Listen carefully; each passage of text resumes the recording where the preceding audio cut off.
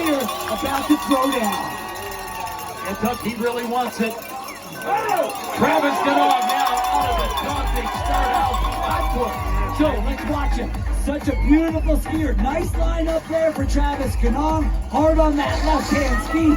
This is good skiing for Travis Ganong. Couple more turns, and then he's going to carry his speed onto Roosie's ride. Finished 22nd yesterday. He wants more today. So far, all the lights green for him as he will set the time to beat. So that was perfect on the right foot.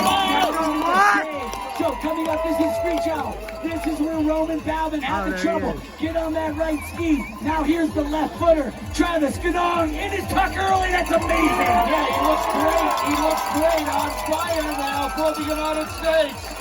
Coming off Golden Eagle. So comfortable. Oh, there he goes. Over rotation. Off the head wall. In through the door. Down. Into the seat. No. This looks like a good run, Beaver.